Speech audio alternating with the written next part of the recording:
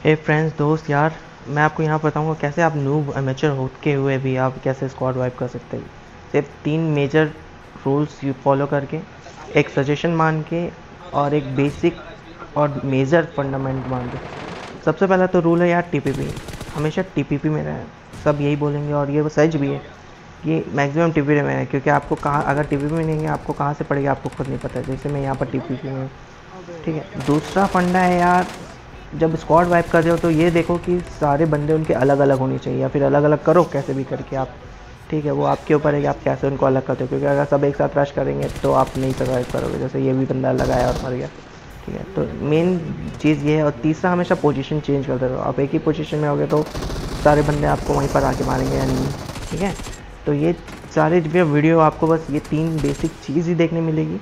ये टीपीपी, ठीक है, बंदों को अलग करो, उनको एक किलर लेके मारो, और पोजीशन चेंज, क्योंकि हम 1v1 अच्छा या ठीक ठाक खेल लेते हैं, हम जैसे खेलते हैं, ठीक है। अब यहाँ पर देखेंगे वो क्या सोचा, वो बंदा मर गया, लेकिन मैं टीपीपी में था, वो ओपन में आ गया, उसने गलती की और उसको मैंने पूरा फिनिश नहीं किया क्योंकि पीछे बहुत बंदा था, ठीक है। अब पीछे मेरे दोस्त को मार दिया मैंने एक को, फिर उसको नॉक किया क्योंकि वो भी अलग था, ठीक है। अब ये भी बंदा आया था तो उसको भी मैंने नॉक किया क्योंकि उसका ध्यान कहीं और था। अब देखो टीपीपी ले रहा हूँ, वहाँ 2 बंदे आए, पहले मैंने मारा नहीं, वो पीछे से एक बंदा बोला मैं रश करता हूँ, फिर मैंने इसको ख़त्म किया।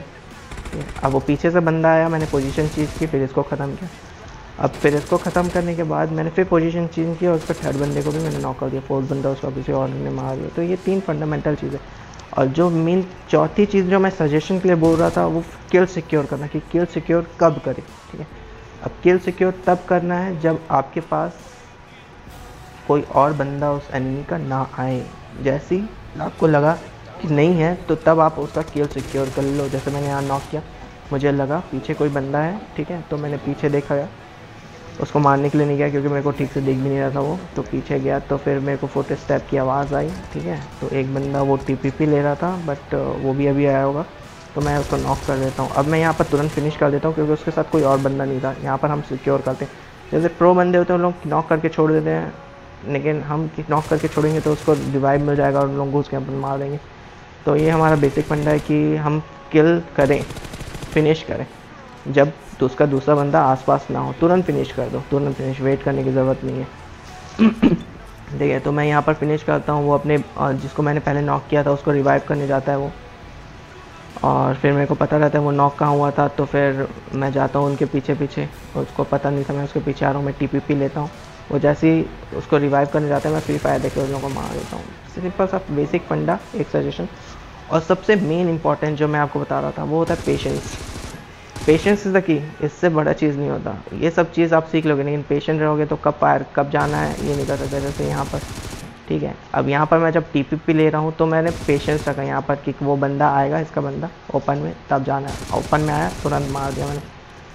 तो पेशेंस ये मेन है। ये 5 पॉइंट से आप एक पूरे स्क्वाड वाइप कर सकते हो। अब यहाँ पर भी देखो उसका और एक बंदा आया, उसको लगा मैं लूट रहा हूँ, मैं टीपीपी रखा, पेशेंस रखा और फिर उसको मारा।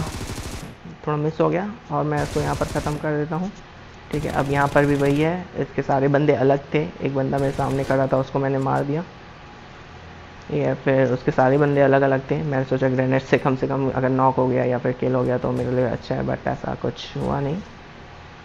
तो यहाँ पर बंदा दिखता है और मैं उसको ख़त्म कर देता हूँ, ठीक है। और यहाँ पर मैं तुरंत टीपीपी में जाता हूँ, मेरे को पता नहीं था क्योंकि बंदे का टीपीपी में गया, रिलोड लिया। अब मैं देखता हूँ कि बंदा क्या है, एक नॉक बंदा जिसको मैं मारा था वो मेरे को दिख जाता है दूर, तो मैं उसको पहले फिनिश करता हूँ क्योंकि मेरे को किल सिक्योर करना रहता है। अब यहाँ पर एक बंदा लेटा रहता है जो मेरे से भी बड़ा नूब रहता है, तो वो मुझे मार नहीं पाता और मैं उसको ख़त्म कर देता हूँ, ठीक है।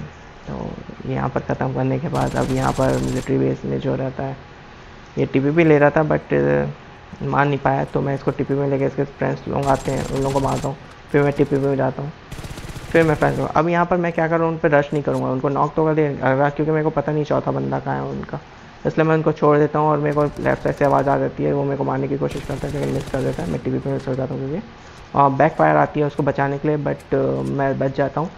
और जैसे ही आता है उसको मैं वो कर देता हूँ, और उसको भी बैक फायर मिलता है बचाने के लिए उसको, बट वो मेरे को ठीक से मार नहीं पाता।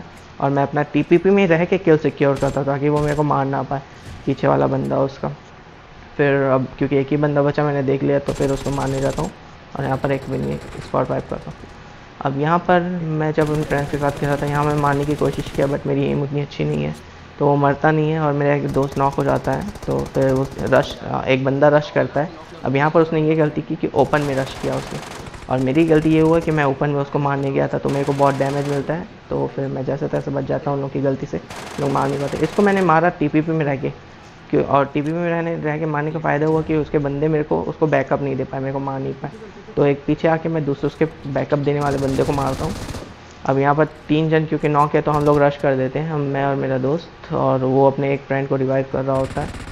तो उसका ध्यान नहीं रहता है कि हम यहाँ से रश कर रहे हैं करके। तो फिर यहाँ पर जैसे ही वो रिवाइव होता है और तो हम उसको नॉक कर देते हैं और फिर उसका किल भी ले लेते हैं, यहाँ से स्क्वाड वाइप हो जाता है।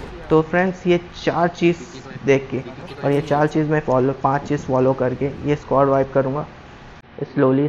अगर आपको ये वीडियो अच्छा लगा तो लाइक कीजिए, शेयर करें, सब्सक्राइब कीजिए, और आगे के वीडियो के लिए प्लीज़ कमेंट कीजिए।